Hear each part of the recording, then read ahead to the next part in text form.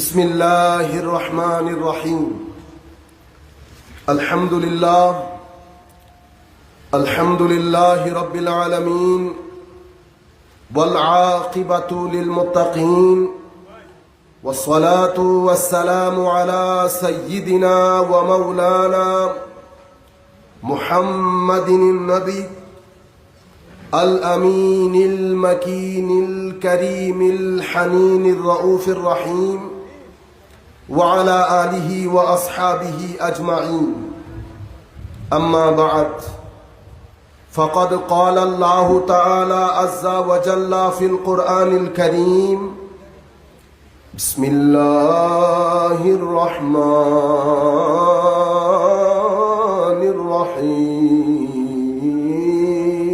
الرحيم إن الله وملائكته يصلون على النبي يا أيها الذين آمنوا صلوا عليه وسلموا تسليما اللهم صل على سيدنا مولانا محمد وعلى آل سيدنا مولانا محمد أكبر دنا مجروحة من سيف هجر المصطفى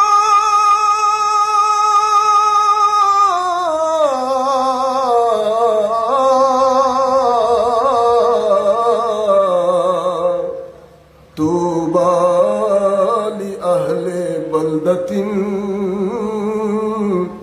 فيها النبي المحتشم اللهم صل على سيدنا مولانا محمد وعلى آل سيدنا مولانا محمد নবী আপনি কোথায় রইলেন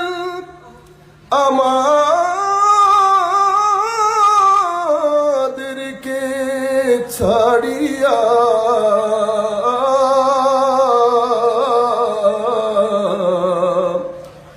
আপনি ছাড়া কি লাভ হবে এই ধরাতে বাঁচিয়া আল্লাহুম্মা সাল্লি আলা সাইয়্যিদিনা মাওলানা মুহাম্মদ ওয়া আলা আলি سيدنا مولانا محمد जब आगे है जोश रहमत पे उनकी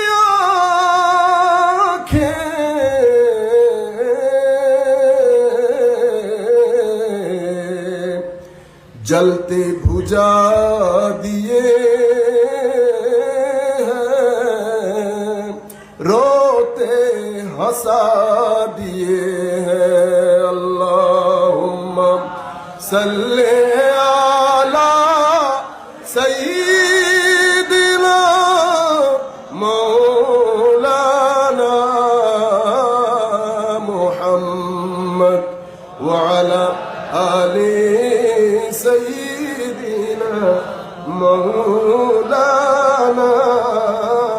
محمد. قال الله تعالى عز وجل في القرآن الكريم: بسم الله الرحمن الرحيم. وما أرسلنا من رسول إلا بلسان قومه ليبين لهم فيضل الله من يشاء ويهدي من يشاء وهو العزيز الحكيم. صدق الله مولانا العظيم وصدق رسوله النبي الحبيب الكريم ونحن على ذلك من الشاهدين والشاكرين. رب صل وسلم وبارك عليه.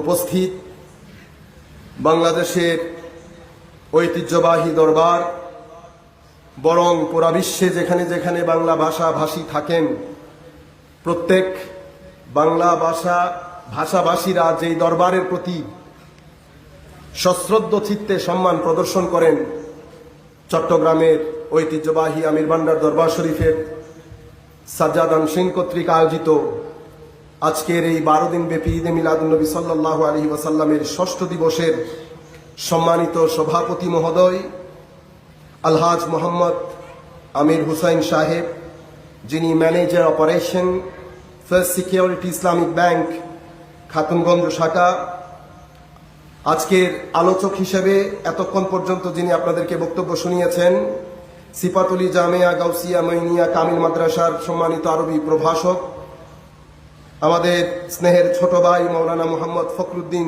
চাঁদপুরি, স্টেজে উপবিষ্ট সম্মানিত উলামায়ে কেরাম, আপনারা যারা এখানে বসে আমাদেরকে শুনছেন, পর্দার আড়ালে আমাদের যে সমস্ত মা ও বোনেরা আমাদের বক্তব্য শোনার জন্য বসেছেন, বিশেষ করে অনলাইনের মাধ্যমে পৃথিবীর আনাচে কানাচে বিভিন্ন জায়গায় বসে যারা আমাদেরকে বর্তমানে শুনছেন অথবা আমাদের আলোচনা পরবর্তীতে শুনবেন, আমরা সকলের প্রতি সশ্রদ্ধ সালাম রাখছি। আসসালামু আলাইকুম ওয়া রাহমাতুল্লাহি তাআলা ওয়া বারাকাতুহু।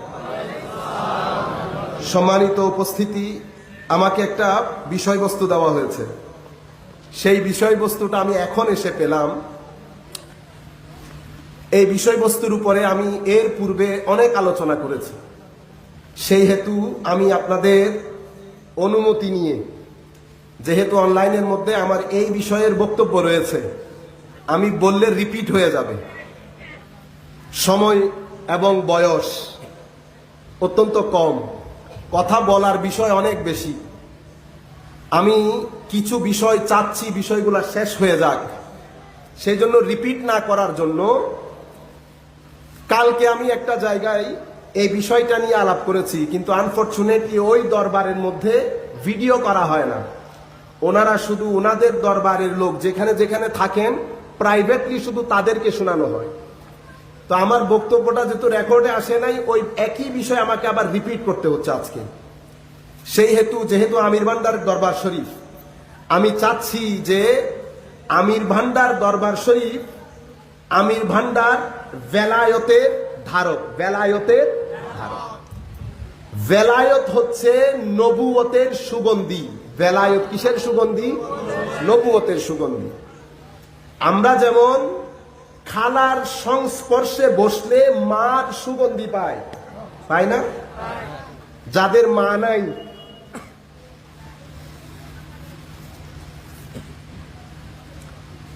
আমাদের মধ্যে যাদের মা নাই, আমরা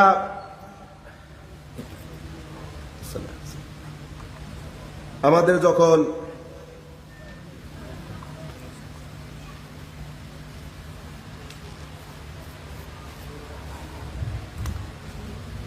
আমরা খালার কাছে যাই না, মানে অনেক খারাপ লাগলে খালার কাছে যাই। কেন? দেখতে, উঠা বসা, কথাবার্তার ধরন এবং খালার গায়ের গন্ধ অনেকটা মায়ের মতো হয়, হয় না? আমাদের যাদের বাবা নাই, আমরা কি করতাম? আমরা ওই চাচা, আমরা এখন তো চাচা যেটা ছেড়ে দিয়েছি না, রাস্তাঘাটে বেয়াদবি করি, রাস্তাঘাটে। অথচ রসুল করিম সাল্লাল্লাহু আলাইহি ওয়াসাল্লামকে যখন এক সাহাবী জিজ্ঞেস করেছেন, ইয়া রাসূলুল্লাহ, আমার মা বাবার ইন্তেকালের পরে তাদের প্রতি সদ্ব্যবহারের কোন জায়গা খালি আছে কিনা, যেটা করলে তাদের প্রতি সদ্ব্যবহার হবে, হুজুরে করিম সাল্লাল্লাহু আলাইহি ওয়াসাল্লাম 5টা কথা বলেছেন, তার মধ্যে একটা হচ্ছে তোমার বাবার বন্ধুদের প্রতি বা মায়ের বান্ধবীদের প্রতি সম্মান প্রদর্শন করা, এটা তোমার মা বাবার এন্তে বেয়াদবি করি। আমি আপনাদেরকে বলবো যে আমরা ইচ্ছে করলে এই কাজগুলা নাও করতে পারি। বাপ, চাচা, জ্যাঠা, তাদের বায়ে বায়ের মধ্যে অনেক সমস্যা হবে, কারণ তারা মার পেটের ভাই, তারা মার পেটের ভাই। আজকে দুশ্মনী, কালকে বন্ধুত্ব, কারণ রক্ত তো এক, রক্ত এক। আমি এখন জিয়ারত করি আসছি আমার জ্যাঠতো বোনের, ঠিক না? তো আমার ভিতর থেকে রূপ বের হয়ে যাওয়ার জোগাড় হয়েছে, আমার রক্ত তো। আমি গত মাহফিলে যখন আপনাদের এখানে বসে ওয়াজ করার জন্য এসেছিলাম, আমি স্টেজে বসা, আমাকে একজন বলেছে, এক মহিলা আপনাকে ডাকছে। আমি পিছনে গিয়ে দেখলাম আমার বুবু। উনি আমাকে, আমি বলি যে এত রাতে আপনি এখানে কেন আসলেন? উনি বলছেন যে তুমি এখানে আসছো, আমি পারতেছি না তোমাকে না দেখে ঘরে বসে থাকতে। এই মোহাব্বত কেউ কাউকে করতে পারবে না। এগুলা কিসে পুশ করে? ব্লাড, রক্ত পুশ করে। যাই হোক, যেটা বলতে চাচ্ছিলাম, তো বাবার অবর্তমানে বাবার সুগন্ধি চাচার মধ্যে পাওয়া যায়। আপনি যদি দূর থেকে দেখেন 70% মিল দেখবেন, কথাবার্তা, হাসানির ধরন, উঠা বসা, গায়ের সুগন্ধি।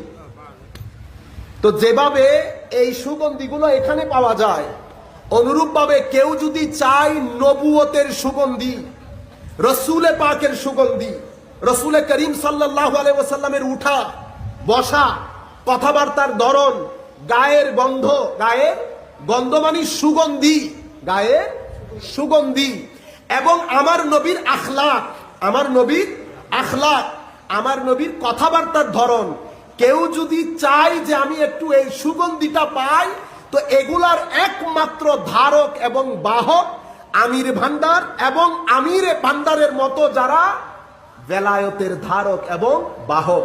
সেই কারণে বেলায়তকে নবুয়তের সুগন্ধি বলা হয়। নবুয়ত তাওহীদে ইলাহির সুগন্ধি, একটার সাথে আরেকটা কানেক্টেড, একটার সাথে আরেকটা কানেক্টেড। আমি এই বিষয়টা, নবুয়ত বেলায়ত কিভাবে নবুয়তের সুগন্ধি, বেলায়তের চ্যানেল দিয়ে আপনি নবুয়তের সুগন্ধি কিভাবে, কেন, সেই বিষয়টা আপনাদেরকে বলবো। তার আগে আমি আসার সময় আমার কিছু ভাই কিছু প্রশ্ন পাঠিয়েছেন। আমি আপনাদেরকে বিনয়ের সাথে বলি, আপনারা প্রশ্নগুলো যদি মাঝপথে দেন, তো আমরা যখন কোনো অনুষ্ঠানে যাই, আমাদের একটা সাবজেক্ট ঠিক করা থাকে, আমাদের জন্য ডিফিকাল্ট হয়ে যায় মাঝখানের ওই প্রশ্নগুলো অ্যাড্রেস করা। তবুও প্রশ্নটা অনেক গুরুত্বপূর্ণ। আমি চাচ্ছি আমাদের যারা ভাইয়েরা এখানে ভিডিও করছেন, আপনারা দয়া করে আমার এই অংশটা কেটে আপনারা ফেসবুক বা যেখানে যেখানে অনলাইন মিডিয়া আছে আপনারা আপলোড করবেন। সেটা হচ্ছে ঈদে মিলাদুন্নবী সাল্লাল্লাহু আলাইহি ওয়াসাল্লাম নিয়ে বিতর্ক। আমাদের একটা বড় ফেসবুক পেজ থেকে একটা বিতর্কের আয়োজন, ঠিক না?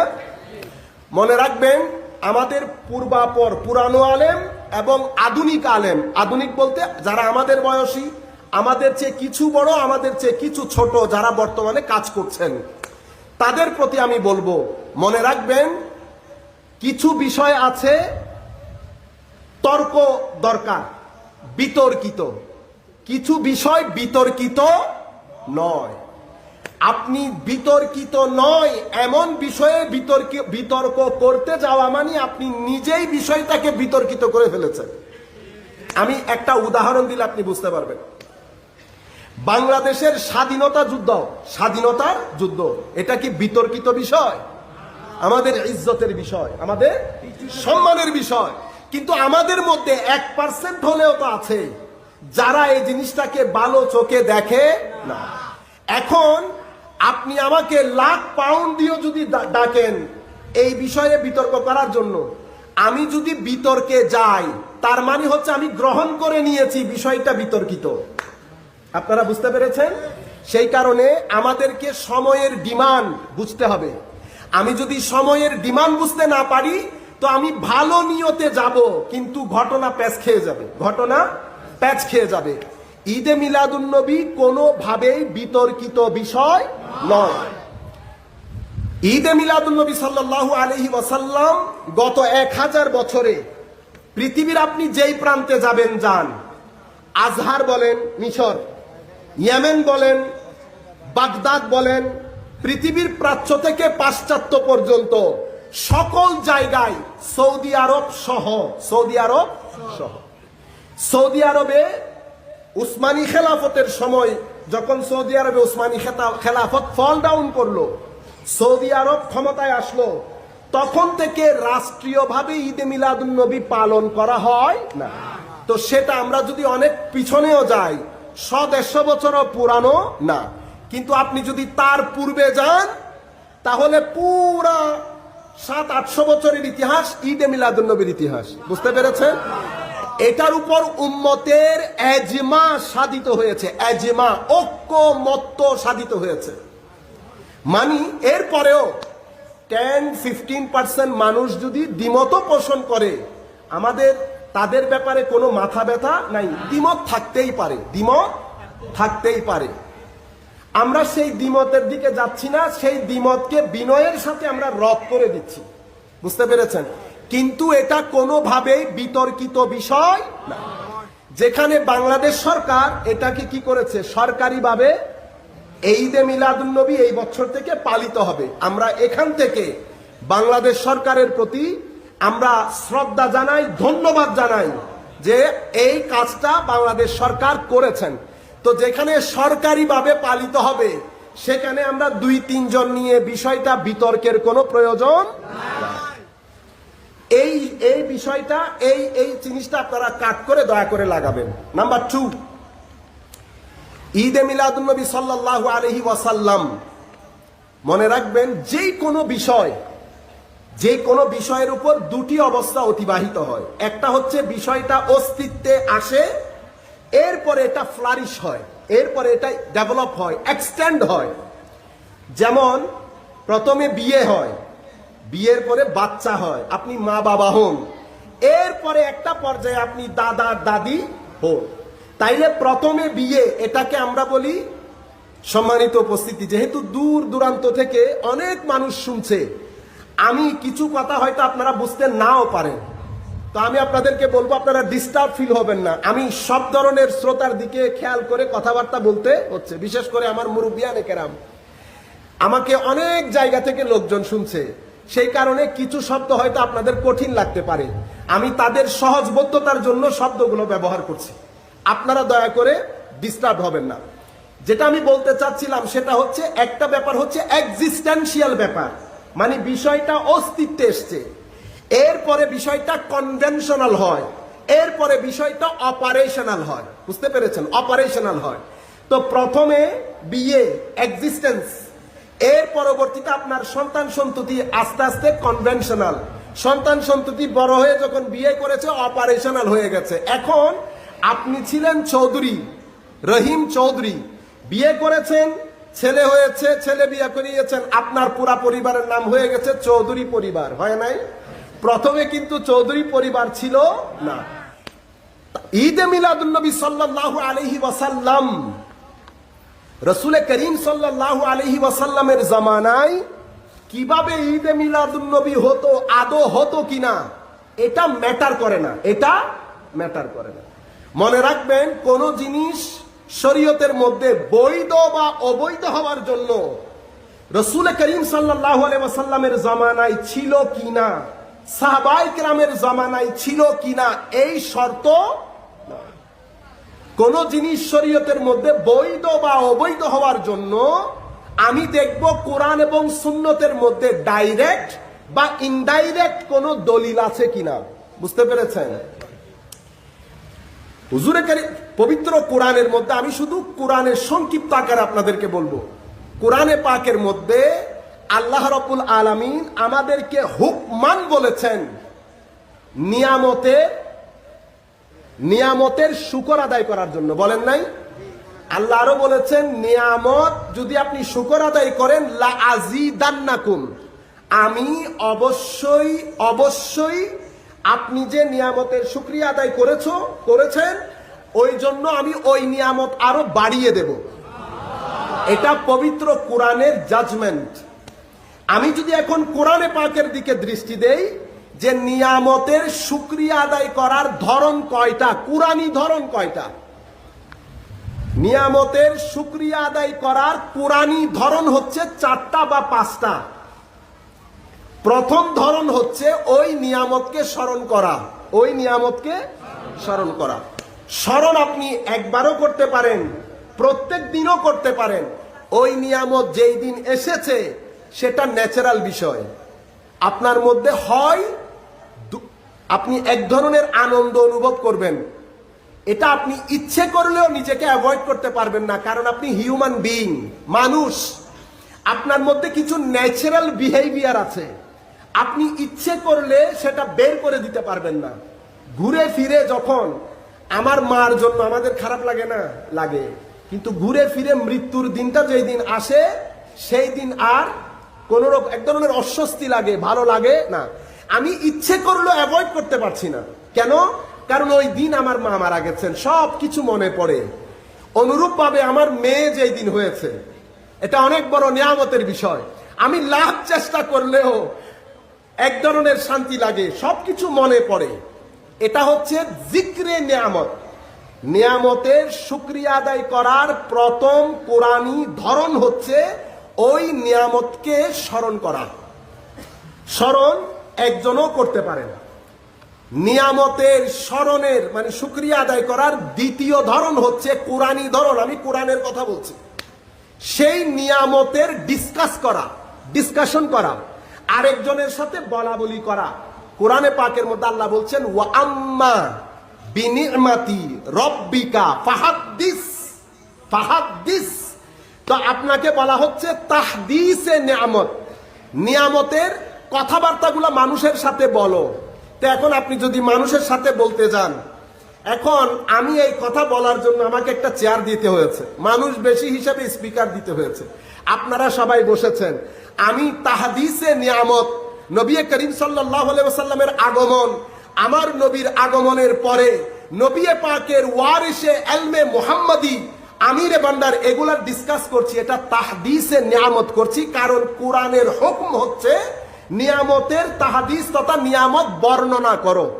বর্ণনা কি একজন করতে পারবেন? পারবেন না। যিনি বর্ণনা করেন উনি বর্ণনাকারী, যিনি বর্ণনা শুনেন উনি শ্রোতা। তাইলে বর্ণনার জন্য একজন বক্তা লাগে আর একজন শ্রোতা লাগে। কোরআনের দুটি ধরন। নাম্বার 3, তৃতীয় নিয়ামতের শুকরিয়া আদায়ের তৃতীয় ধরন হচ্ছে হযরত ঈসা আলাইহিস সালাম আল্লাহর দরবারে দোয়া করেছেন, আল্লাহুম্মা রব্বানা আনজিল আলাইনা মাইদাতাম মিনাস সামা তাকুনু লানা ঈদাল লিআউয়ালিনা ওয়া আখিরিনা। মওলা, আসমান থেকে মায়েদা, আপনি বুঝতে পারছেন, ডিভাইন ট্রে অফ ফুড, আসমানি খাদ্য নাজিল করলে যেই দিন নাজিল করবেন সেই দিনকে আমরা ঈদ হিসেবে পালন করব। এখন ঈদ শব্দটাকে আমি ব্যবহার করেছি, আমি কোরআনী আয়াত পড়ছি, কোরআনী ধরন। এখন আপনারা নিজেরা নিজেদের বিবেককে আমরা জিজ্ঞেস করে দেখি। আমার ভাইয়েরা, আমি বলছি না, আমার ভাইরা যারা যেখানে বসে আমাকে শুনছেন, আমি আপনাকে অবশ্যই বলছি না যে আপনি 100% আমার সাথে এগ্রি করেন।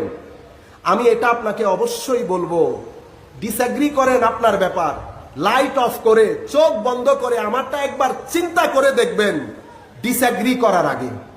তো যদি আসমান থেকে আসমানি খাদ্য নাজিলের দিন যদি ঈদ হইতে পারে, তাইলে যাকে মাওলায়ে করিম রহমতুল্লিল আলামিন বলেছেন, সেই রহমতুল্লিল আলামিনের আগমনের দিন কি ঈদ হতে পারে না?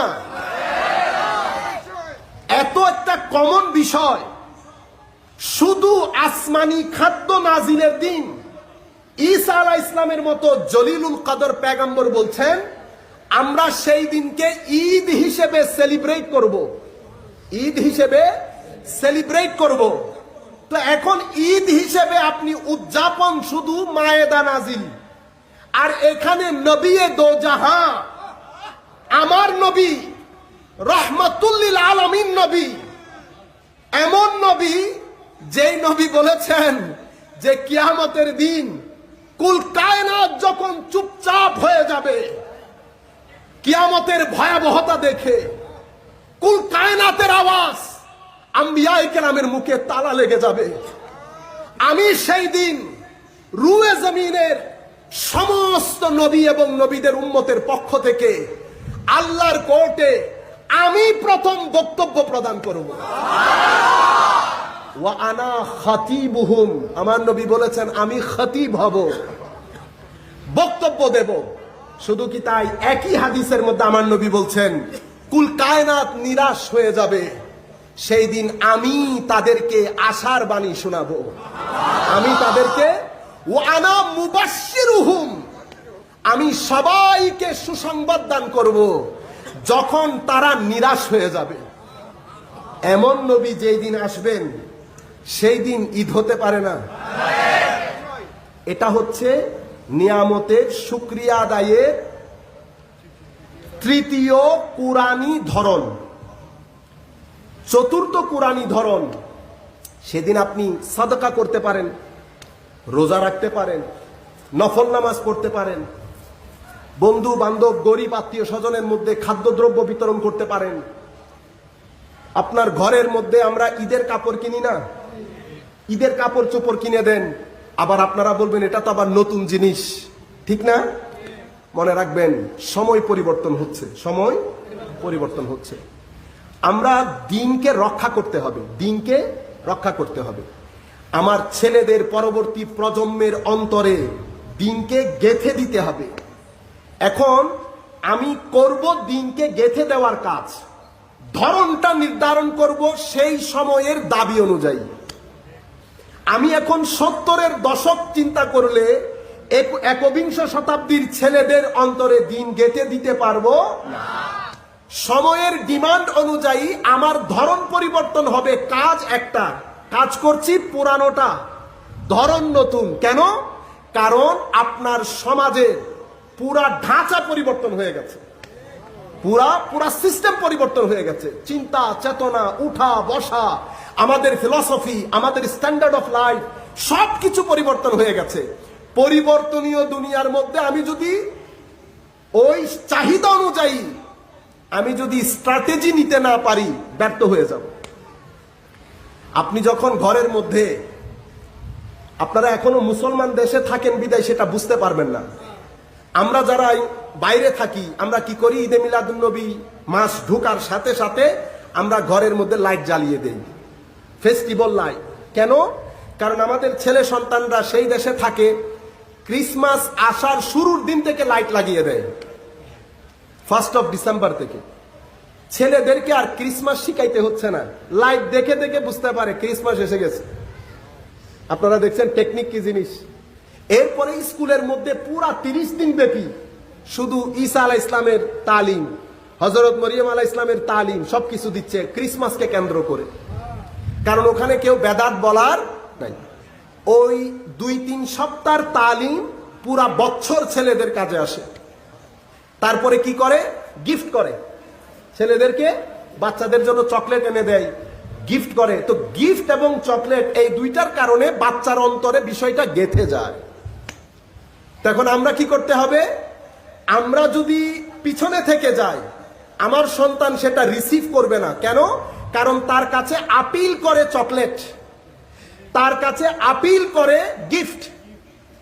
আপনি যদি গিফট এবং এই চকলেট বাদ দিয়ে দেন, আপনি কথার কথা বলে যাবেন, ছেলে রিসিভ করবে না। তা আমরা কি করলাম? আমরা রবিউল আউয়াল শরীফের প্রথম দিন আসার সাথে সাথে লাইট জ্বালিয়ে দিয়েছি, হ্যাপি ঈদে মিলাদুন নবী, হ্যাপি ঈদে। তো এখন সে যেভাবে হ্যাপি ক্রিসমাস শিখতেছে, তাকে ওখানে শিখানো হচ্ছে হ্যাপি ক্রিসমাস। তো আমি ওইটাকে ট্যাকল দেওয়ার জন্য, আমার কালচার এবং ট্র্যাডিশন শিক্ষা দেওয়ার জন্য আমাকে আরেকটা পদ্ধতি অবলম্বন করতে হয়েছে। তখন আমি কি করলাম? আমরা মাগরিব টু এশা পর্যন্ত নাত পড়লাম, রাসূল পাক সাল্লাল্লাহু আলাইহি ওয়াসাল্লামের কাহিনী বললাম, নবীর পরিচিতি তুলে ধরলাম, একটু গিফট করলাম, চকলেট গুলা রাখলাম। তো মেয়ের মুখস্থ হয়ে গেছে না, বাচ্চাদের মুখস্থ হয়ে গেছে না। বাইরে যখন গেছে বন্ধুদের সাথে শেয়ার করছে, এটা ঈদে মিলাদুন নবীর মাস, বাচ্চাদের কাছে গেছে, হ্যাপি ঈদে মিলাদুন নবী, জিজ্ঞেস করতেছে মিলাদুন নবী কি জিনিস। তো স্বাভাবিক, সে তো শুনছে, জানছে, বুঝছে, এখন সে এক্সপ্লেইন করতে পারছে। ধরনটা নতুন, ধরনটা নতুন, শিক্ষা কি নতুন? সম্মানিত উপস্থিতি, ধরন পরবর্তীতে আরো কত জায়গায় চলে যাবে। সেই কারণে আল্লাহ মুজাদ্দিদ প্রেরণ করেন প্রতি 100 বছর পর পর। কেন? কারণ আপনারা যাদের বয়স 50 বছর, প্রতি 25 বছর পর পর মানুষের জীবনের মধ্যে এক আমূল পরিবর্তন সাধন হয়, চিন্তায়, চেতনায়, কথায়, বার্তায়। আমাদের মুরব্বীরা, মা, চাচা, বাবারা কি বলেন? পোলাপাইনগুলো আজীব হয়ে গেছে। কেমন হয়ে গেছে বলতেছে না, কেমন হয়ে গেছে। প্রতি 25 বছর পর পর এই পরিবর্তন হয়। এখন যখন 50 বছর চলে যায়, দ্বীন ইসলামের আয়নার গায়ের মধ্যে ধুলাবালি পড়ে যায়। যেটা দ্বীনের মূল না, সেটাকে আমি মূল মনে করা শুরু করি। তখন কোনটা শিইয়ত, কোনটা খারেজিয়ত, দুইটার মধ্যে ফারাক করতে পারি না। কোনটা আহলে বাইত রাসূলের প্রেম এবং কোনটা বললে শিইয়ত হবে, কোনটা বললে খারেজিয়ত হবে, এখন আমরা ফালুদা করে ফেলছি না। আহলে বাইত রাসূলের প্রেম, হযরত আলী, মাওলা আলী কাররামাল্লাহু ওয়াজহাহুল কারীমের কথা বলা, প্রেম বলা, এখন আমাদের এক ধরনের প্রজন্ম মনে করছে এরা কি হয়ে গেছে? শিয়া হয়ে গেছে। আবার আরেক ধরনের লোক সাহাবায়ে কেরামের কথা বেশি বললে কি বলে? খারেজি হয়ে গেছে। বুঝতে পেরেছেন? কারণ এটা একটা মাইন্ডসেট, এটা একটা মাইন্ডসেট। মাইন্ডসেটটা ডেভেলপ করে বলয়ের কারণে। আপনি কোন বলয়ে থাকেন, সেই বলয়ের উপর আপনার মাইন্ডসেট ডেভেলপ করেছে। করতে করতে করতে করতে এক সময় এমন একটা সময় আসে, আপনি কোনটা মূল, কোনটা মূল না, কোনটা আসল, কোনটা আসল না, কোনটা মানলে ঈমান, কোনটা না মানলে ঈমান না, আপনি সেটার মধ্যে ফারাক করতে পারেন না। যখন পরিস্থিতি এত খারাপ হয়ে যায়, তখন আল্লাহ রাব্বুল আলামিন উম্মতে মুহাম্মাদীকে বাঁচানোর জন্য একজন মুজাদ্দিদ প্রেরণ করেন। সেই মুজাদ্দিদ সময়ের চাহিদা বুঝেন, এলম ও হিকমত ওনার সিনাকে আল্লাহ ভরপুর করে দেন। এলম ও হিকমতে ওনার সিনাকে আল্লাহ ভরপুর করে দেন। সময়ের ডিমান্ড বুঝেন। দুনিয়ার মানুষ এক কথা বলে, মুজাদ্দিদ আরেক কথা বলে। মানুষ ওনাকে চারিত্রিকভাবে, জ্ঞানের দিক থেকে, পার্সোনালিটির দিক থেকে কোনোভাবেই মানুষ ওনাকে কি করতে পারেন না? প্রতিবন্ধকতার সৃষ্টি করতে পারেন না। মুজাদ্দিদ সংক্ষিপ্ত সময়ের মধ্যে আপন কাজ করে দিয়ে চলে যান। মুজাদ্দিদের এই ইম্প্যাক্ট 100 বছর থেকে যায়। 100 বছর পরে আবার পরিবর্তন হয়। আল্লাহ আরেকজন মর্দে মুজাহিদকে মুজাদ্দিদ হিসেবে প্রেরণ করেন। বুঝতে পেরেছেন? মুজাদ্দিদের জীবন আপনারা যদি অধ্যয়ন করেন, তো আপনারা দেখবেন প্রত্যেক যুগে মুজাদ্দিদের বিরোধিতা করা হয়েছে, কিন্তু বিরোধিতা করে কোনো কাজের কাজ হয় না। কেন? কারণ মুজাদ্দিদকে অতটুকুন সেলাহিয়ত দিয়ে আল্লাহ পাঠান, অতি দ্রুত মুজাদ্দিদের ইম্প্যাক্ট পৃথিবীর আনাচে কানাচে ছড়িয়ে পড়ে, পৃথিবীর আনাচে কানাচে ছড়িয়ে পড়ে। আপনি দ্বিমত পোষণ করেন, কেন করেন? কারণ আপনি এতদিন পর্যন্ত যেটা জেনে এসছেন সেটাকে কেউ চ্যালেঞ্জ করে নাই। চ্যালেঞ্জ করার মতো সালাহিয়ত কারো ছিল না। কিন্তু আপনি যখন মুজাদ্দিদের কাজ দেখবেন এবং মুজাদ্দিদের হায়াত দেখবেন, আপনার আশেপাশে উলামায়ে কেরামের হায়াত এবং কাজ দেখবেন, আপনি বলতে বাধ্য হবেন এই ব্যক্তি মানুষ হতে পারে না। সাধারণ মানুষের পক্ষে এত বিশাল কাজ আঞ্জাম দেওয়া সম্ভব। বুঝতে পেরেছেন? সেটা ইমাম গাজালি হোক, সেটা ইমাম জুয়াইনি হোক, সেটা ইমাম রাজি হোক, সেটা ইমাম বাকিল্লানি হোক, হুজ্জাতুল ইসলাম থেকে শাইখুল ইসলাম পর্যন্ত, মাঝখানে ইমামুল ইশক ওয়াল মুহাব্বত আলা হযরত পর্যন্ত, আপনি দেখতে দেখতে দেখে থাকবেন। আপনি এলমের সমুদ্র থেকে আপনি অবাক হয়ে হা করে তাকিয়ে থাকবেন। আপনি হিসেবে হিসাব মিলাতে পারবেন না। দুনিয়া থেকে চলে যাবেন, ইম্প্যাক্ট থেকে যাবে, ইম্প্যাক্ট থেকে যাবে। এলমি ভাবে কেউ ডিফেন্স করতে পারবেন না। গালাগালি করতে পারবেন। কি করতে পারবেন? গালাগালি, ফতোয়া দিতে করতে পারবেন। প্রাচ্য থেকে, পাশ্চাত্য থেকে হচ্ছে না এখন। মনে রাখবেন, উগ্রতা এবং অজ্ঞতা। কি বলেছি? উগ্রতা এবং অজ্ঞতা, এই দুইটা জিনিস যখন একসাথে হয়ে যায় তো মানুষের মধ্যে আর চরিত্র থাকে না, কথাবার্তা হার্শ হয়ে যায়। আপনি একাডেমিক ডিফেন্স আর করতে পারবেন না। আপনি কিভাবে বুঝবেন যে এই ব্যক্তি? এই জন্য ইমাম গাজালি রহমতুল্লাহ আলাই বলছেন 4 ধরনের ব্যক্তিকে কখনো জবাব দিবে না। যেই ব্যক্তির কথা হিংসা থেকে বলবে তাকে জবাব দিয়ে কোনো লাভ নাই। তাকে জবাব দেওয়া আগুনে ফু দেওয়া এক জিনিস। যেই ব্যক্তি নির্বোধ, নির্বোধ বলতে পড়েছে 2 কিতাব, পড়েছে 2 কিতাব, চ্যালেঞ্জ করে 2 লাখ কিতাবের লোককে। বুঝতে, আমাদের এখানে আমাদের মধ্যে অনেক লোক আছে না, কি বলেন আমরা? আমাকে এক ব্যক্তি এখান থেকে ফোন দিয়ে বলছে, ইমামে আজম কি হাদিস শরীফ জানতেন? আমি জিজ্ঞেস করেছি আপনি কিসে পড়েন? কোন আমি কিসে পড়ি এটা ডাজন্ট ম্যাটার। আলো of course it does matter, it does matter. I need to know আপনি কোথায় পড়েন। তুমি বলছো আমি একটা ইউনিভার্সিটিতে পড়ি। অলরাইট, তো কিসে পড়েন? একটা সাবজেক্ট বলেন। তো আমার যতটুকুন মনে হয়েছে হয় ইংলিশ লিটারেচার পড়ে এরকম কিছু। তো আমি তখন তাকে বললাম, আমি যদি বলি শেক্সপিয়র ইংরেজি জানতেন না? শেক্সপিয়র অথবা উইলিয়াম টলস্টয় অথবা উইলিয়াম ওয়ার্ডসওয়ার্থ ইংরেজি জানতেন না? কেমন লাগবে আপনার? আমি যদি আপনাকে বলি আপনার উত্তর কি হবে, আপনি আগে আপনার উত্তর দেন, অতঃপর আমি আপনাকে উত্তর দেব। কারণ কিছু প্রশ্নের উত্তর হয় না, কারণ নির্বোধ যখন প্রশ্ন করে সেখানে নির্বুদ্ধিতা থাকে। বুদ্ধিমানের উচিত চুপ থাকা, কারণ ওখানে উত্তর দিতে গেলে নির্বুদ্ধিতার উপর নির্বুদ্ধিতা হয়। তো ইমাম গাজালি বলেছেন আহমক, আহমকের প্রশ্নে হামাকত তাকে, উত্তর দিলে কাজ হবে না। আরেক ব্যক্তি হচ্ছে জাহেল, মানে মূর্খ কিন্তু ভান ধরে আলেমের। সেই ব্যক্তির প্রশ্নের উত্তর দিয়ে কোনো লাভ নেই। প্রশ্নের উত্তর দেওয়া হবে শুধুমাত্র ওই ব্যক্তির, যেই ব্যক্তি জানার জন্য প্রশ্ন করে, অথবা যেই ব্যক্তি একটা জিনিসে কনফিউজড, সেই চায় যে কনফিউশন দূর হোক, সত্য অনুসন্ধানী, শুধু তাকে প্রশ্নের উত্তর দেবেন। অন্য কোনো মানুষকে, আমি সমস্ত আমাদের যুবক ভাইদেরকে বলছি, এই ইমামে আজম আবু হানিফা রাদিয়াল্লাহু তাআলা আনহু সংক্রান্ত, মাযহাব সংক্রান্ত এই সমস্ত প্রশ্নের উত্তর দেওয়ার কোনো দরকার নাই, কারণ এগুলো কোনোদিন বিতর্কিত বিষয় ছিল। আপনারা বুঝতে পেরেছেন? তাহলে সাদকা, যাকাত, ফিতরা, নামাজ, রোজা, এগুলো আমরা 4র্থ ধরন। 5ম ধরন হচ্ছে ফালিয়াফরাহু, খুশি উদযাপন করেন।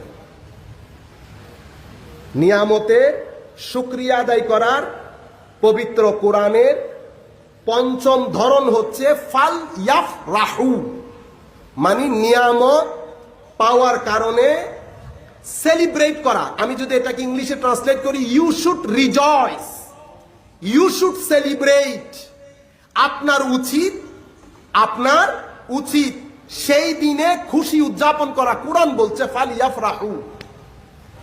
এখন আপনি যদি বলেন না না, এই নিয়ামত দিয়ে নবী করিম সাল্লাল্লাহু আলাইহি ওয়াসাল্লাম উদ্দেশ্য না, আপনি বলতেই পারেন, কিন্তু কোরআনের মধ্যে রাসূল করিম সাল্লাল্লাহু আলাইহি ওয়াসাল্লামকে আল্লাহ নিয়ামত বলেছেন। কোরআনে পাকের মধ্যে রাসূল করিম সাল্লাল্লাহু আলাইহি ওয়াসাল্লামকে আল্লাহ, উনি শুধু নিয়ামত না, উনি আসলুন নিয়াম।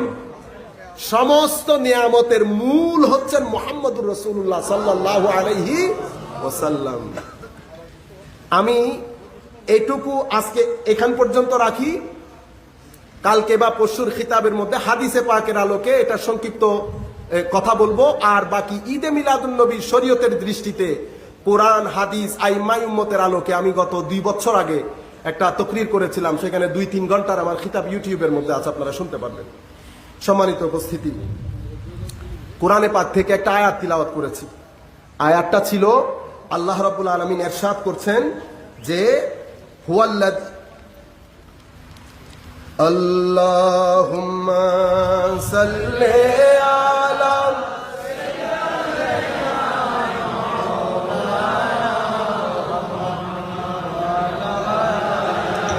সাইয়্যিদিনা মাওলানা মুহাম্মদ সূরা ইব্রাহিমের মধ্যে আল্লাহ বলছেন, ওয়ামা আরসালনা মির রাসূলিন ইল্লা বিলিসানে কওমিহি।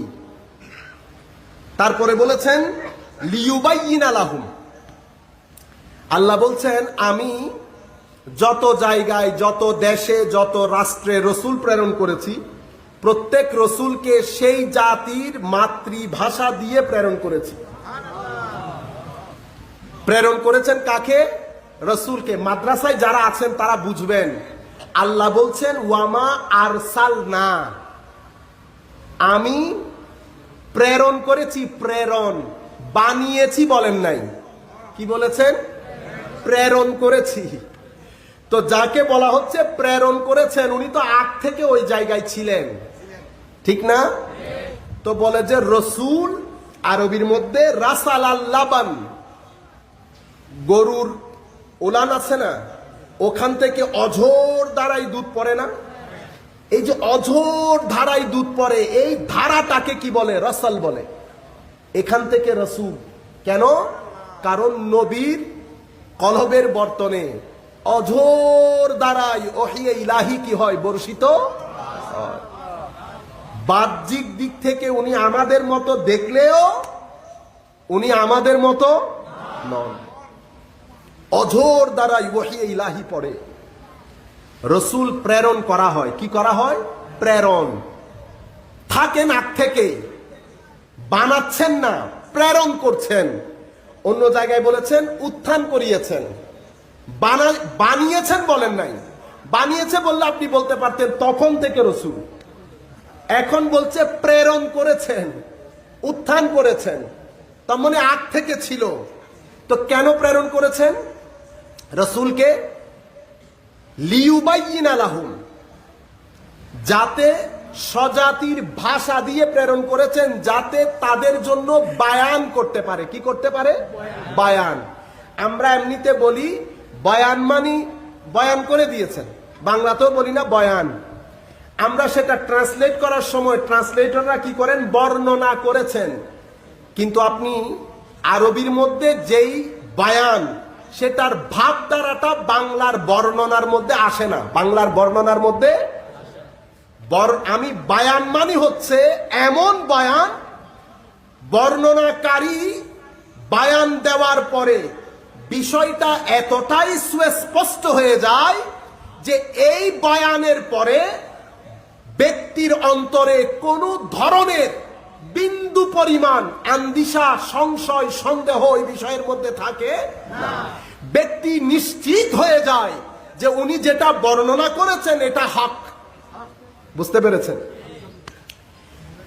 আমি যদি এটাকে আরেকটু একাডেমিকলি বলি, মনে রাখবেন, নবী যখন বর্ণনা দেন, যার সামনে বর্ণনা দিচ্ছেন উনি শুরুতে এই বিষয় জানতেন না।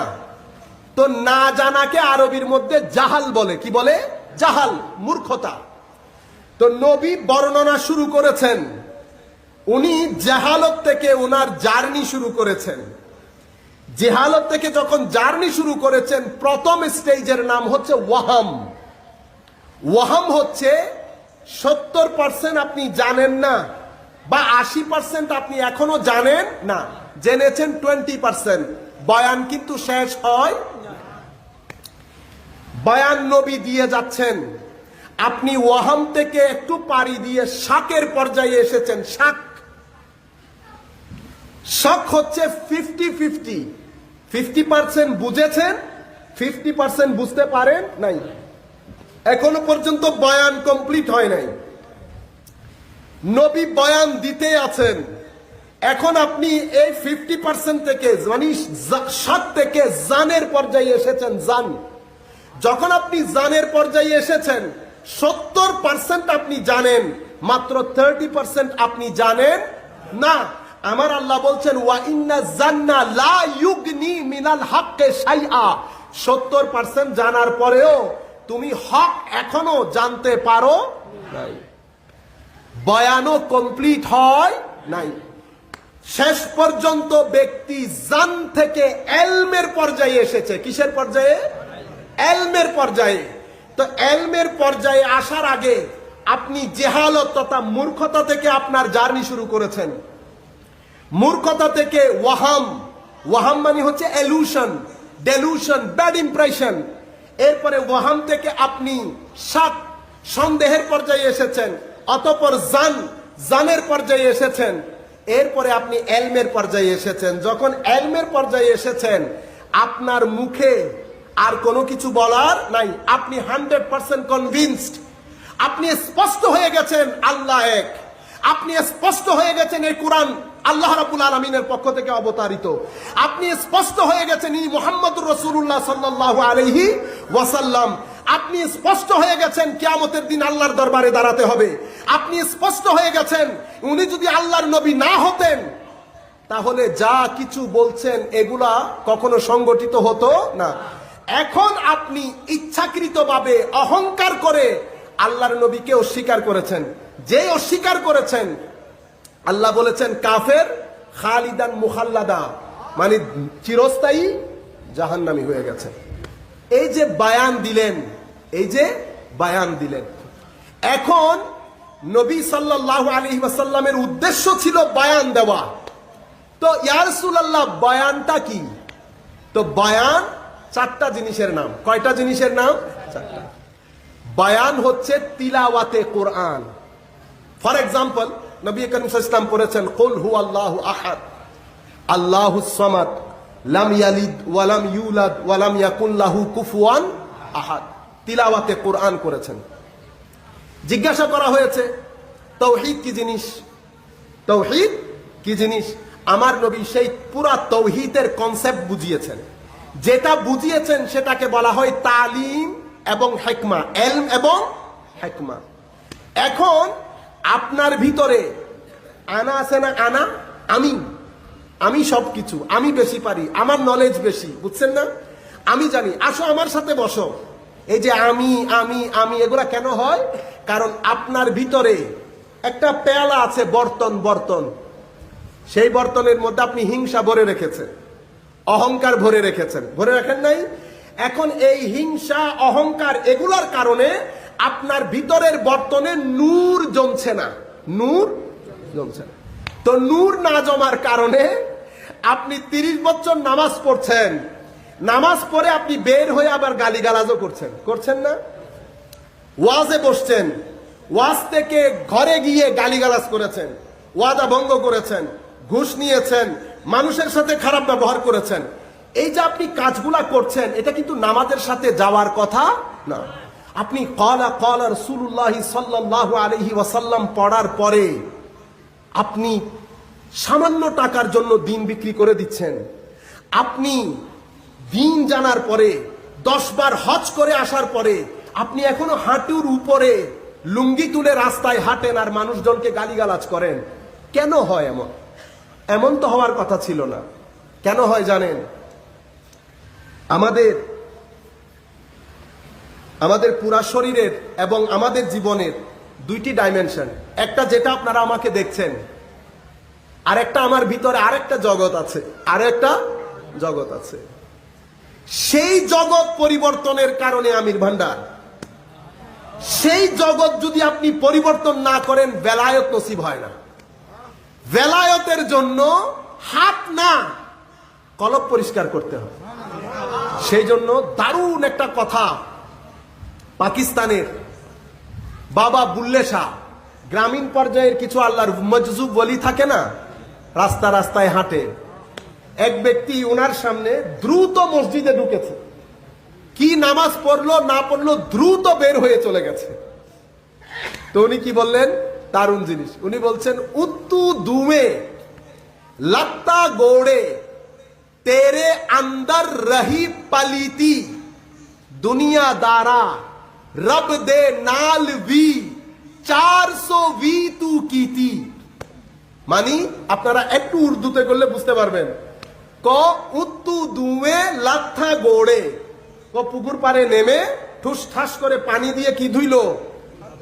শরীরের মুখ হাত সব ধুয়ে ফেলছে, পরিষ্কার হয়ে গেছে। কিন্তু ভিতরের ময়লা ভিতরে রয়ে গেছে, ভিতরের ময়লা ভিতরে রয়ে গেছে। ভিতরের ময়লার নাম কি? ভিতরে হিংসা, বিদ্বেষ, অহংকার, অশ্লীলতা, লোক ঠকানি, সব কিছু ভিতরে রেখে দিয়েছে। কলসির বাইরে পরিষ্কার থাকলে, ভিতর ময়লা থাকলে আপনি পানি পান করবেন? আমরা মানুষ হয়ে পানি পান করি না। আমার আল্লাহ ভিতরের অপরিষ্কার থাকলে আমার আল্লাহ বলছেন আমি ওইটা গ্রহণ করি না। বান্দা, কলসির বাইরের পরিষ্কারে আমার কোনো কিছু যায় আসে কেন? মুসলিম শরীফের রেওয়ায়াত, ইন্নাল্লাহা লা ইয়ানজুরু ইলা আজসামিকুম ওয়ালা ইলা সুয়ারিকুম। আল্লাহ তোমার বাইরের সৌন্দর্য দেখে, বাল ইয়ানজুরু ইলা কুলুবিকুম ওয়া আমালিকুম। বরং আল্লাহ রাব্বুল আলামিন তোমার ভিতরের যেই বর্তন, সেই বর্তনের দিকে দেখে এবং তোমার আমলের দিকে দেখে, ইখলাসের পরিমাণ কতটুকু। বুঝতে পেরেছেন? তো যেই জিনিসের মাধ্যমে ইবাদত আল্লাহর দরবারে কবুল হয়, যেই পরিষ্কার পরিচ্ছন্নতার মাধ্যমে ইবাদত আমার ব্যক্তি জীবনে ইমপ্যাক্ট করবে, সেটা তুমি পরিষ্কার করো নাই। তুমি পুকুর ঘাটে নেমে ধুমধারাক্কা হাত পা ধুয়ে কোথায় ঢুকলা? মসজিদে। কি বলেছে? তেরে अंदर रही पलीती, यानी तुम्हारी अंदर ये जो पलीती है उसको तूने छोड़ दिया। মানে তোমার ভিতরের ময়লা তুমি ভিতরেই রেখে দিয়েছো। दुनियादारा, ओ दुनियादार, रब दे नाल भी यानी अल्लाह के साथ भी 420 यानी 420 तू की थी, तूने अल्लाह के साथ भी 420 करना था। বুঝতে পেরেছেন? ভিতরের ময়লা ভিতরে রেখে তুমি আল্লাহর সাথে কি করলা? 420 গিরি করলা। সম্মানিত উপস্থিতি, এই কথাটা আমরা সকলের জন্য, সকলের জন্য, জোয়ান বুড়া আমি সহ। দেখেন, আমরা কারো বাবা কারো মা, এটা দুনিয়ার নিজাম পরিচালনার জন্য এই সম্পর্কগুলো জরুরি। সফর কিন্তু একা, সফর কিন্তু একা। হয় আজকে, নয় 2 দিন পর, ক্লিকের মধ্যে সময় চলে যাবে, ক্লিকের মধ্যে। কবরের বিকাল হয় ভয়াবহ। আচ্ছা, কবরের বিকালে যদি রাসূল করিম সাল্লাল্লাহু আলাইহি ওয়াসাল্লাম দেখে নারাজ হন, কারণ হুজুরে করিম সাল্লাল্লাহু আলাইহি ওয়াসাল্লামকে ঘিরে আমার কবরের পরীক্ষা, আল্লাহর নবীকে ঘিরে আমার কবরে, কারণ হুজুর করিম সাল্লাল্লাহু আলাইহি ওয়াসাল্লাম হাদিসে পাকের মধ্যে বলেছেন ওয়াবি ইফতানুন, আমাকে নিয়ে তোমরা ফিতনায় পড়ে যাবে কবরে। এখন রাসূল পাক সাল্লাল্লাহু আলাইহি ওয়াসাল্লাম যদি দেখে আমাদেরকে খুশি না হন, আমরা ইমামে হুসাইনের মোহব্বত এশকে মিলাদুন নবী করি না, অনুষ্ঠান করি না? কারবালার ময়দান একবার খেয়াল করে দেখেন তো, একবার খেয়াল করে দেখেন, ছোট ছোট বাচ্চারা বিসর্জন দিয়েছে, রক্তাক্ত হয়েছে কারবালার ময়দান, দ্বীন ইসলামকে বাঁচানোর জন্য, আমাদেরকে ফিতনা থেকে বাঁচানোর জন্য। অথচ আজকে আমাদের জীবনে হুসাইনি আদর্শ আছে? সবচেয়ে বেশি মিথ্যা বলি আমরা, গালাগালি করি আমরা। সেটা আমি হই, আলেম হোক, মাস্টার হোক, শিক্ষিত হোক, অশিক্ষিত হই, ডাক্তার হই, আমাদের ব্যবহার ভালো। কালকে আমি বাস দিয়ে আসছিলাম, এক ভদ্রলোক, ওনার কথাবার্তা দিয়ে বুঝছি বড় অফিসার। উনি বাসে যিনি কন্ডাক্টর, বুঝতে পেরেছেন, ওনাকে ডাকতেছেন ওই ভাই, আপনি বুঝতে পেরেছেন? তো উনি সম্মানিত লোক, যেই হোক, প্রত্যেকের যার যার সম্মান আছে। দেখেন, আমাকে আল্লাহ এই সিটে বসিয়েছেন, সেই কারণে আমি বসেছি। আল্লাহ উঠে কালকে যদি আস্থা করে নিক্ষেপ করে, কোনো মায়ের ছেলে পারবে ডিফেন্স করতে? আমি পারবো? যখন আল্লাহ যাকে ইচ্ছা সম্মান দেয়। কত রতি মহারতি, কত রতি মহারতি, 3 দিন আগের রতি মহারতি, 3 দিন পরে জলিল বেইজ্জত, যেখানে গেছে জুতা খেয়েছে। সম্মান আল্লাহর, যখন যাকে চান তাকে দান করেন। আমি আপনাদেরকে যেটা বলতে চাচ্ছি সেটা একেবারে আমরা সবাই মিলে আমরা একবার চেষ্টা করি, আমরা হুসাইনিয়তকে ধারণ করি। আমরা আহলে সুন্নাত ওয়াল জামাত, আল্লাহ রাব্বুল আলামিন পরমতির এই যুগে, ফিতনার এই যুগে আমাদেরকে এশকে রসুল দান করেছেন, এর চেয়ে বড় নিয়ামত। আপনি দেখেন, পৃথিবীর কত ছেলে ফাইট করছে এই আকীদায় আসার জন্য, পরিবেশ পায় নাই, মা বাবা পায় নাই, বন্ধু বান্ধব পায়নি, সে হয়তো এদিকে চলে গেছে, কেউ অন্য রাস্তায় চলে গেছে। যারা অন্য রাস্তায় চলে গেছে তাদেরকে কি আপনি গালি দেবেন? গালি দিলে কি ফেরত আসবে? না। আমাদের তরিকা গালি দেওয়া না, আমাদের তরিকা আপনাকে জয় করে নেওয়া। আমাদের তরিকা আপনাকে গালি যে কেউ দিতে পারে, জয় সবাই করতে পারে না। আল্লাহ হুকুম দিয়েছেন জয় করার জন্য, গালি দেওয়ার জন্য নয়। আপনি আবার কোরআনের আয়াত পড়বেন, কোরআনে ওয়াগলুজ আলাইহিম, আমার অনেক ভাই পড়তে শুনি ওয়াগলুজ আলাইহিম। কোরআনের প্রত্যেকটা আয়াতের একটা কনটেক্সট আছে, আপনি কনটেক্সট থেকে তুলে যে কোনো জায়গায় যদি আয়াত ফিট করে দেন মানুষ পথভ্রষ্ট হবে। আপনি যাকে ওয়াগলুজ আলাইহিম বলবেন তাকে আয়াতের কনটেক্সট সহ বুঝাই দেন, আমার ভাই বুঝে যাবে আল্লাহ কার জন্য বলেছেন ওয়াগলুজ আলাইহিম। বুঝতে পেরেছেন?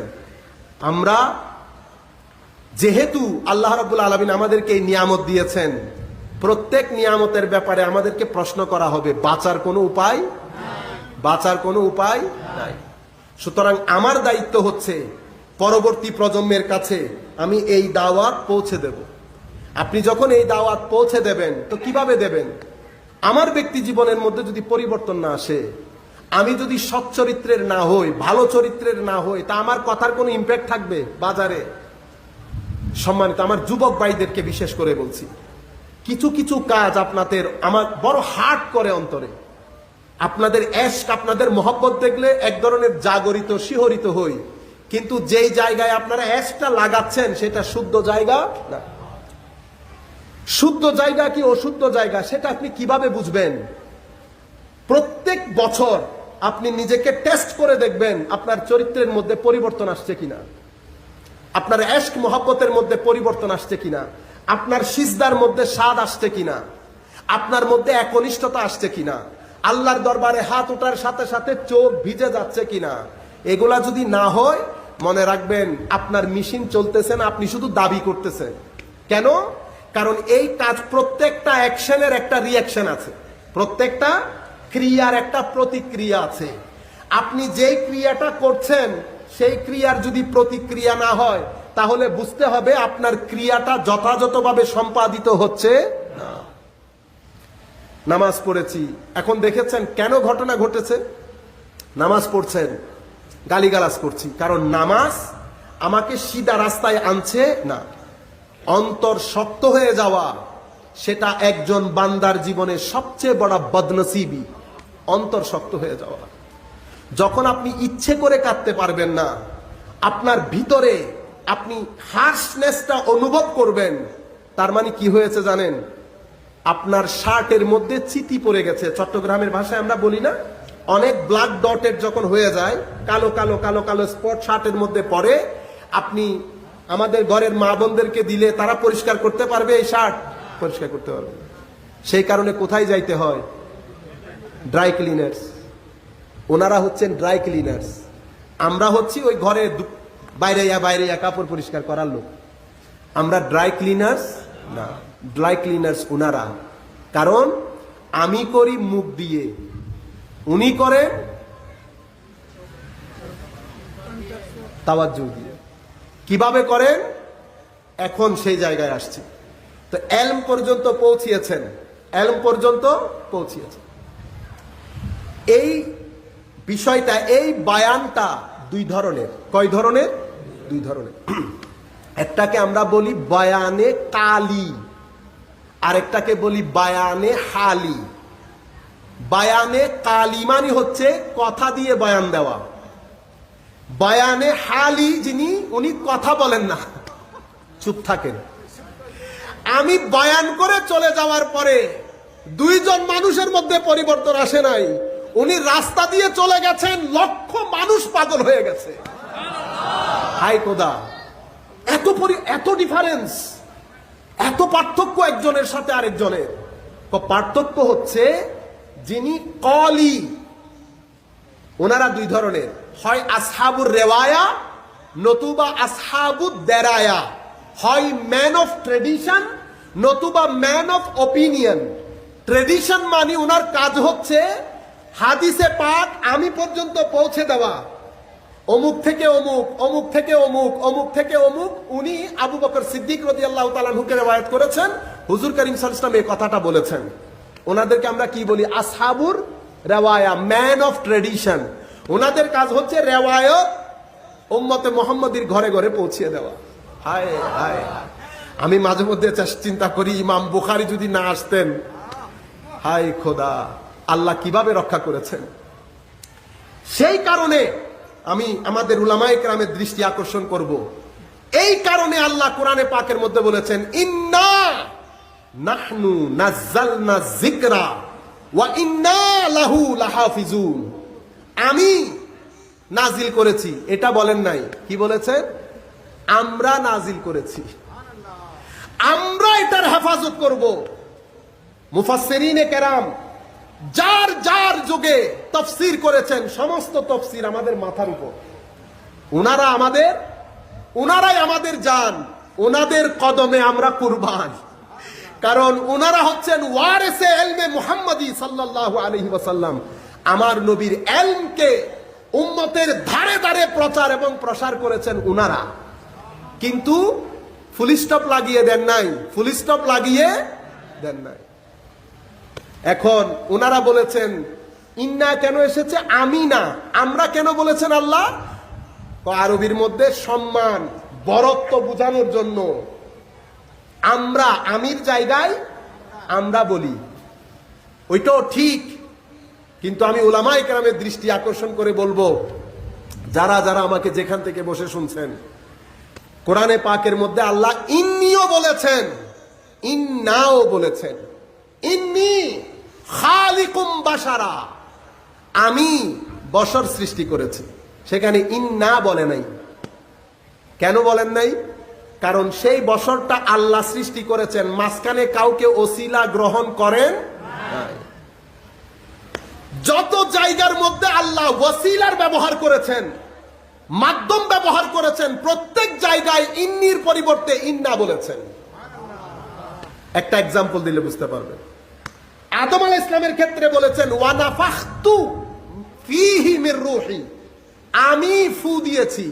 কারণ আদম আলাইহিস সালামের ফু আল্লাহ দিয়েছেন, সেই জন্য তু বলেছে, আমি, কোন ওসিলা ব্যবহার হয় না।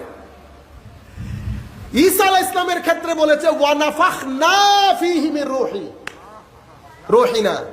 কেন বলেছেন? কারণ সেই ফুতে আল্লাহ জিবরিলকে ওসিলা হিসেবে ব্যবহার করেছেন। সেই কারণে তুর জায়গায় কি হয়েছে? না হয়েছে। যত জায়গায় আল্লাহ তুর পরিবর্তে না, নির পরিবর্তে না ব্যবহার করেছেন, প্রত্যেকটা জায়গায় ওসিলার ব্যবহার হয়েছে।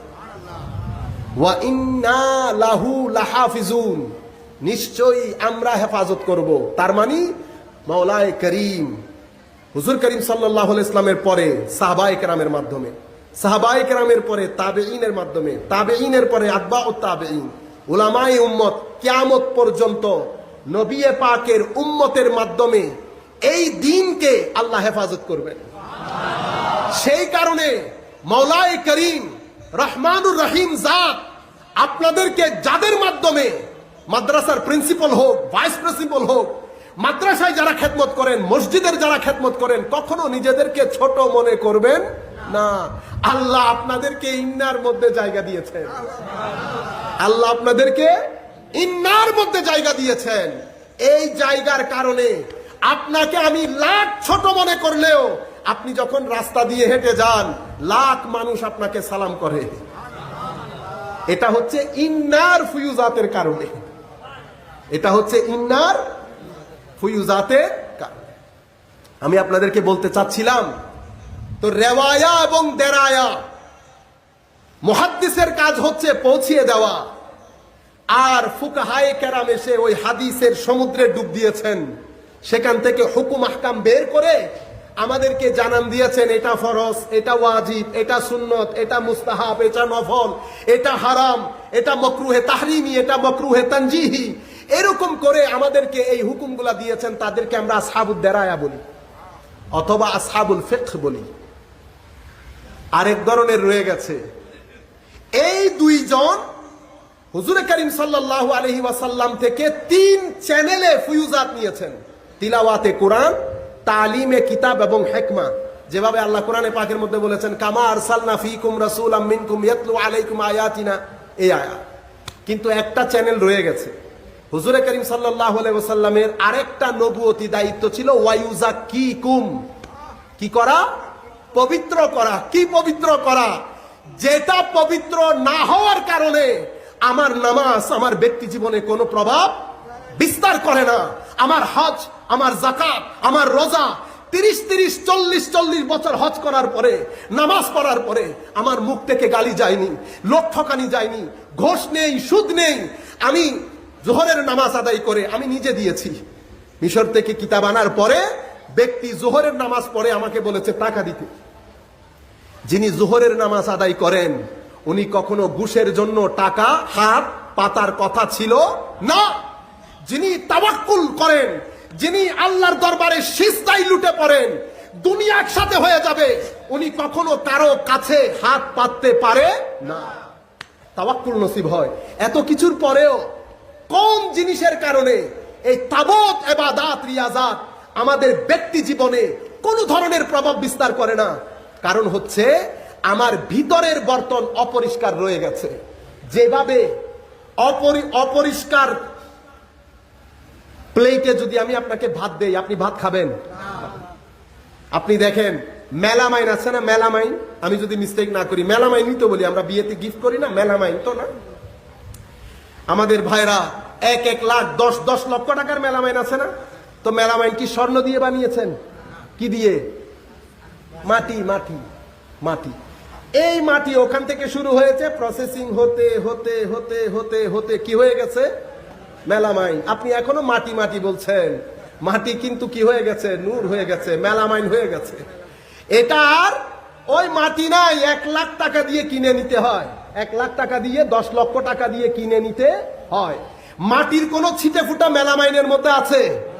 প্রসেসিং হয়ে মাটি আর মাটির আদলে নাই। আপনি এখনো নূর মাটিও মাটির মধ্যে রয়ে গেছে, আপনি এখনো মাটির মধ্যে রয়ে গেছেন।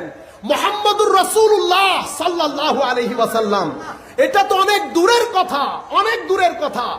মসজিদের ইমাম যারা আমরা আগে আমাদের ছোট বয়সে যারা ইমায়ে কেরাম দেখেছি, এখনো পর্যন্ত আছে ইল্লা মাশাআল্লাহ। এখনো পর্যন্ত উলামায়ে কেরাম চেহারার মধ্যে রং দেখেছেন?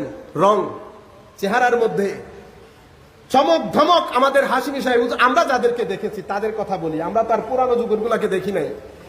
এই চেহারাগুলা দেখলে মাটি মনে আসে? আমাদের যারা উলামায়ে কেরাম ইন্তেকাল করেছেন, ইন্তেকালের আগে ইন্তেকালের পরে আপনি চেহারা দেখলে বোঝা যায় না এগুলা কোন জাতের জিনিস।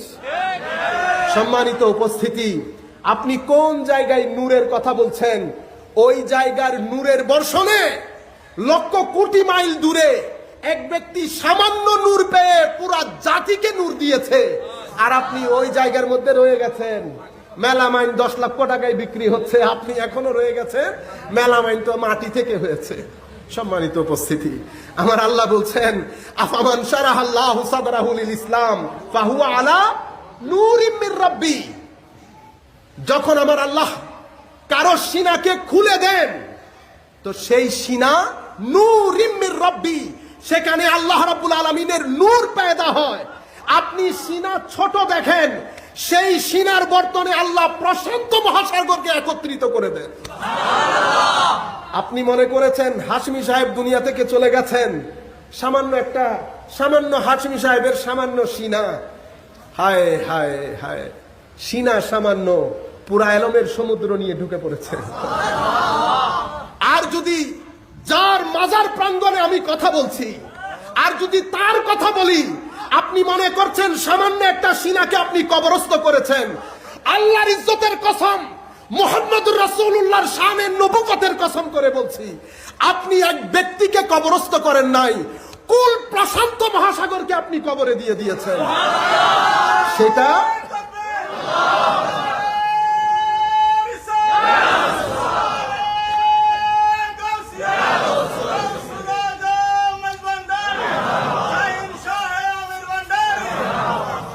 এই ব্যক্তিগুলোর মধ্যে কেন তারা এমন?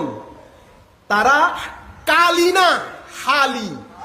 কারণ তারা হুজুর করিম সাল্লাল্লাহু আলাইহি ওয়াসাল্লামের ওই তাসকিয়ার চ্যানেল দিয়ে তারা নূর পেয়েছে।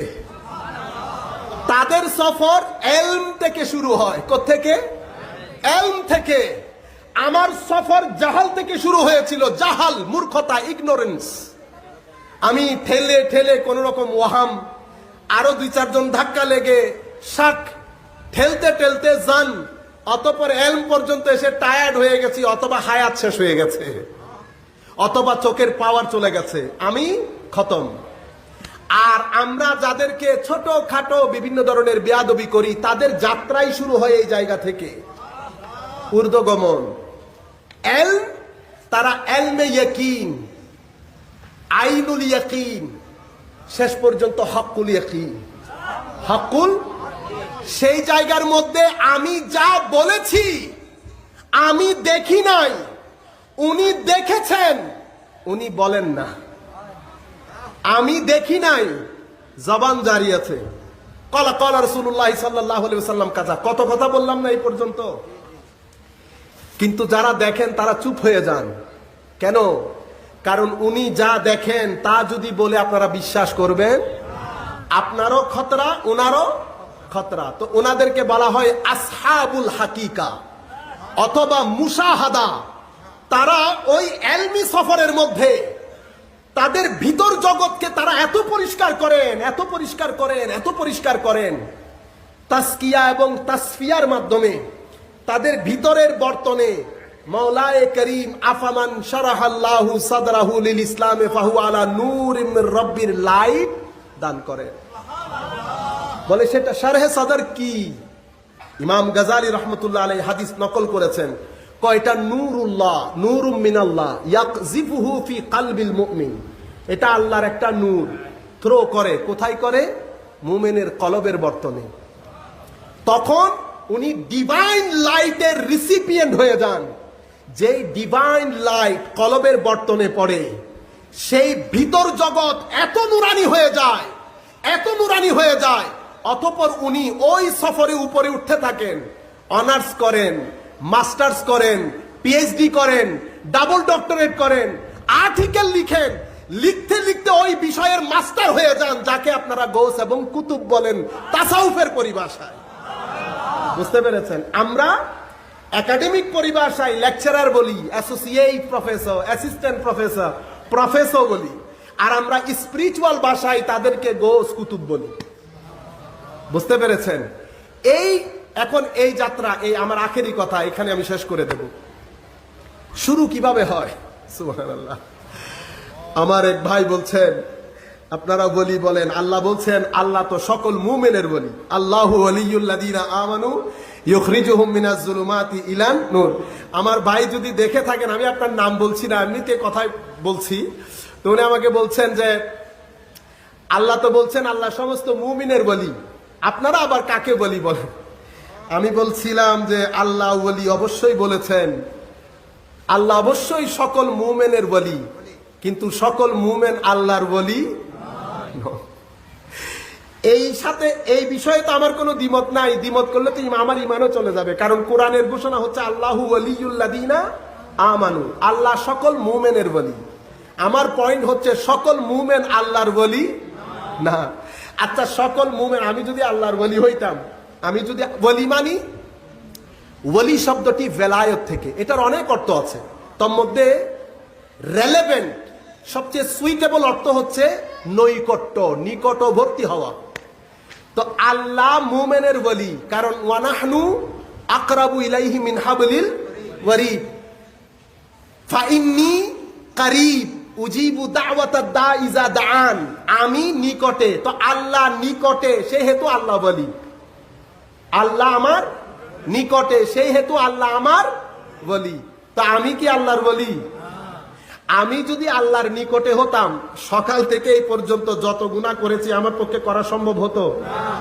আচ্ছা, আমার এই ভাইদের মধ্যে কেউ একজন যদি সকাল সন্ধ্যা আমার সাথে থাকে, আমি অসমীচীন কোনো কাজ করব?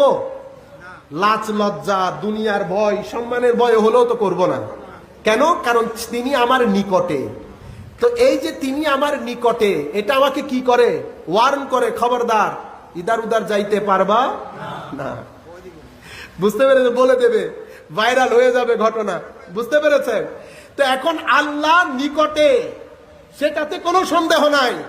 আপনি নিজে একবার চেক করে দেখেন তো আপনি নিকটে কিনা। যদি আপনি বলেন হ্যাঁ অবশ্যই আমি নিকটে, তাইলে তো আপনি বেলায়েত পেয়ে গেছেন। যদি আপনি নিকটে হন, তাইলে এই যে সকাল থেকে সন্ধ্যা পর্যন্ত ফেসবুকের মধ্যে আমরা যা করি, আমি সহ, আমি আবার কোন পুকুরের মাছ, আমি কি আল্লাহর বলি?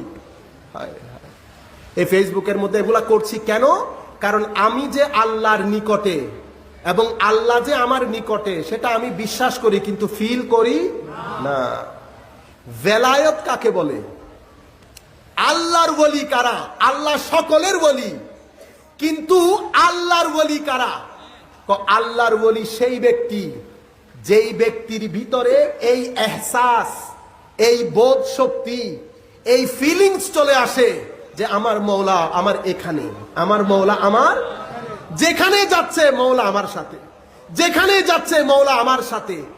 এই বোধ শক্তির কারণে ওনার মধ্যে যেই আল্লাহ সচেতনতার সৃষ্টি হয়, এটাকে গড ওয়ারিনেস বলে, গড অ্যাওয়ারনেস।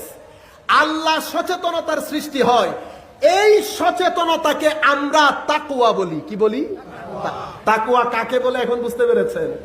তাকওয়া মানে আল্লাহ আমার সাথে আছেন, আমার পক্ষে আমার মওলা নারাজ হয়, আমার থেকে দৃষ্টি সরিয়ে ফেলেন, এমন কোনো কাজ করা সম্ভব না। এই বোধ শক্তি হওয়ার পরে এই ফিলিংসটা যখন ডেভেলপ করে, তখন এই ব্যক্তি ওই এহসাসের মধ্যে, ওই ফিলিংসের মধ্যে, ওই কানেকশনের মধ্যে, ওই মোহাব্বতের মধ্যে, ওই খৌফের মধ্যে, খাসিয়াতের মধ্যে, ভয়ের মধ্যে ওই ব্যক্তি ফানা হয়ে যায়। যখন ওই খৌফ খাসিয়াতের মধ্যে ব্যক্তি ফানা হয়ে যায়, তো ফানা হয়ে যাওয়ার কারণে তখন ওই ব্যক্তির মধ্যে তাকওয়া ইমপ্রুভ করে। তাকওয়ার পানি যখন পুরো শরীরের মধ্যে ছড়িয়ে পড়ে, ব্যক্তি ওলি হয়, মাসুম জরুর হয় না, কিন্তু মাহফুজ হয়ে যায়। ব্যক্তির মাধ্যমে আর গুনাহ হয়? গুনাহ করতে গেলে আল্লাহ, গুনাহ করতে গেলে যদি করেও ফেলেন, তো করে ফেলার পরে তওবা যে আন্দাজে করে, শয়তান বলে কানটানা তওবা, তোমাকে আর ওয়াসওয়াসা দেওয়া যাবে। আমি আপনাদেরকে একটা টেকনিক শিখাই। ধরেন আপনি চিন্তা করলেন ফজরের নামাজ পড়বেন, অনেক সময় হয় না, আপনাকে সে উঠতে দিল না। আমি আপনাকে টেকনিক শিখাই দিই। যেই দিন এই কাজ হবে, সেই দিন আপনি পাঞ্জেগানা ফরজ নামাজ পড়ে এইটার কাজা করে দিয়ে আপনি কম করে হলে 500 বার দরুদ শরীফ পড়বেন। নরমালি কোরআন শরীফ না পড়লে এক পারা কোরআনে পাক পড়বে, এই নিয়তে। তারপরে কম করে হলো 12 রাকাত নফল নামাজ পড়বেন। যখন এক্সট্রা কাজগুলা করবেন, সে আপনাকে আর ওয়াসওয়াসা দিবে না। কেন জানেন? সে বলবে এই খবিসরে ওয়াসওয়াসা দিলে সে উল্টা রিঅ্যাকশন দেখা দিবে। তো তার চেয়ে ভালো বাইরে তুই উঠ, তুই ফজরের নামাজ পড়, অনেক ভালো। বুঝতে পেরেছেন? এই কারণে শয়তান আল্লাহর ওলিদের দ্বারে কাছেও আসে না। এখানে আখেরি কথা বলে শেষ করে দিচ্ছি। আমার ভাইরা, আমরা বুঝি না কোরআন শরীফের মধ্যে একটা আয়াত পড়ে আমরা আমাদের লাইনে চলে পড়ি। কোরআন শরীফের মধ্যে বিস্তর সমুদ্র, সবকিছু মিলিয়ে পড়ি। সেই কারণে কোরআনের আয়াতের মধ্যে আল্লাহ বলছেন লাইসা লাহুম, মানে আমার বান্দাদের মধ্যে যারা মুমিন, লাইসা লাহুম সুলতান, শয়তানের কোনো দৌরাত্ম, প্রভুত্ব, ডমিনেন্স তাদের উপর আর থাকে না। তো মুমিন হচ্ছে যিনি রসুল করিম সাল্লাল্লাহু আলাইহি ওয়াসাল্লামের উপর ঈমান আনয়ন করেন। তো রসুল পাকের একজন আদনা দরজার মুমিনের উপর শয়তানের কোনো কন্ট্রোল থাকে না, তো রসুল পাকের উপর থাকবে? তো আমার ভাই বলছেন কুল আউযু বিরাব্বিন নাস, এখানে যে আউযু এসেছে শয়তান থেকে পানা ছাওয়া, আমার রসুল বলছে, এটা উম্মতের জন্য বলছে, রসুল পাকের জন্য না। কেন? কারণ সাধারণ মুমিনের উপরেই আল্লাহ বলছেন শয়তানের কোনো সুলতান থাকে না। তো সাধারণ মুমিনের জন্য শয়তান সুলতান হইতে পারলো না। যার উপর বিশ্বাস করে মানুষ মুমিন, ওনার উপর সুলতান থাকবে? Common sense. আল্লাহ রাব্বুল আলামিন আমরা যা কিছু শুনেছি, আল্লাহ রাব্বুল আলামিন আমাদেরকে আমল করার তৌফিক দান করুন। আখেরি একটা ওয়েক আপ কল দিয়ে পুরা পৃথিবী থেকে যারা যেখানে বসে আমাদেরকে শুনছেন, আল্লাহর এক ওলির সেহেনে বসে আমরা আজকের এই আলোচনাটুকু শুনেছি। আসেন আমরা ওয়াদাবদ্ধ হই, আমরা পরিবর্তন হলে বাংলাদেশ সুন্দর হবে। বুঝতে পেরেছেন? আর আমাদেরকে পরিবর্তন হতেই হবে, নতুবা আমাদের যারা এই নেক্সট জেনারেশন, আপনারা দেখেন এই আমাদের কারণে তারা একটা জুস পর্যন্ত খাইতে পারে না, পারে? দোকান থেকে একটা জুস পর্যন্ত খাইতে পারে, মিক্স না, 2 নাম্বারই 4 নাম্বার একটা চকলেট খাইতে পারে না আমাদের ছেলেরা। কার কারণে? মানুষের দোষ দিয়েন না, আমার কারণে। নিজামে খুদাবন্দি হচ্ছে আল্লাহ ততক্ষণ পর্যন্ত কোন জাতির ভাগ্য পরিবর্তন করে না যতক্ষণ পর্যন্ত সেই জাতি নিজে পরিবর্তন। ইন্নাল্লাহ লা ইউগাইয়িরু মা বিকাউমিন হাত্তা ইউগাইয়িরু মা বিআনফুসিহিম। আমরা পরিবর্তন হই। আমরা 7 দিন নামাজ পড়ার পরে চেক করে দেখি নামাজ আমার মধ্যে কোনো প্রভাব বিস্তার করছে কিনা। যদি প্রভাব বিস্তার না করে আমি একজন আলেমের কাছে গিয়ে জিজ্ঞেস করি কেন হচ্ছে এরকম। এরপরে আমি নিজেকে স্ক্যান করি, সকালে উঠেছি, সন্ধ্যায়, রাতে ঘুমোতে গিয়েছি। মনে রাখবেন ঘুমকে হাদিসে পাকের মধ্যে কি বলা হয়েছে? ছোট মৃত্যু। কি বলা হয়েছে? ছোট মৃত্যু। উঠলে উঠলে, না উঠলে। তাহলে আমি ছোট মৃত্যুতে যাওয়ার আগে আমি নিজেকে স্ক্যান করি, কি কি কাজ করেছি সবকিছু তো আমি জানি। মনে রাখবেন এই দুর্দিনে এশকে রাসূলের চেরাগ আপনার ভিতরে জ্বলছে নিশ্চয়ই, নতুবা তো আপনি আসতেন না।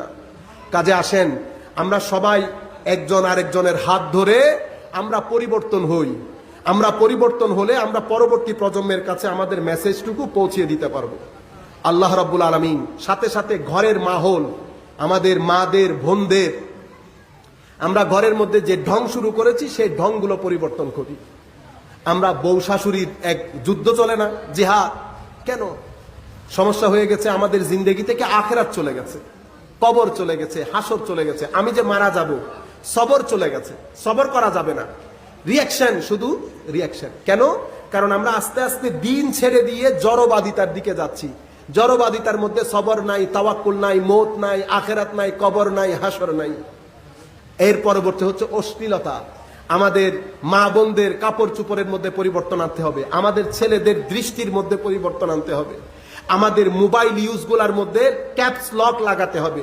সারা দিন আমরা বসে বসে বসে বসে মোবাইল চেক করি, এতে আমাদের ব্রেইন ড্যামেজ হয়ে যাচ্ছে, আমাদের চোখ ড্যামেজ হয়ে যাচ্ছে, আমাদের বাচ্চাগুলা খেলাধুলা বন্ধ করে দিয়ে তারাও মোবাইলের মধ্যে চলে যাচ্ছে। পরিবর্তন হতে হবে, নতুবা এক বিভীষিকাময় বাংলাদেশ আমাদের জন্য অপেক্ষা করছে। সরকার লাখ ইচ্ছে করলে কিছু করতে পারবে না যদি আমরা পরিবর্তন না হই। আমরা সবাই একসাথে হয়ে সরকারকে গালিগালাজ করি। আমরা একবার নিজেদের দিকে তাকাই, আমি ভালো কিনা। আল্লাহ রাব্বুল আলামিন আমাদেরকে সভ্য হিসেবে আল্লাহ কবুল করুন, আমাদের কবরের বিকালকে আল্লাহ সুন্দর করুন। আপনারা এতক্ষণ পর্যন্ত এত ধৈর্য সহকারে এই গরমের মধ্যে আমার বক্তব্য শুনেছেন, সেই জন্য আল্লাহর দরবারে শুকরিয়া আদায় করি। এবং আয়োজক বৃন্দ যারা অত্যন্ত সম্মান দিয়েছেন, আমাকে সুযোগ দিয়েছেন, আমি সকলের জন্য দোয়া কামনা করে আমার বক্তব্য এখানে শেষ করছি। ওয়া আখির দাওয়ানা আলহামদুলিল্লাহি রাব্বিল আলামিন। আসসালামু আলাইকুম ওয়া রাহমাতুল্লাহি তাআলা ওয়া বারাকাতুহু। बलगत हबीब की देर आँखें तो मोमिन सलमे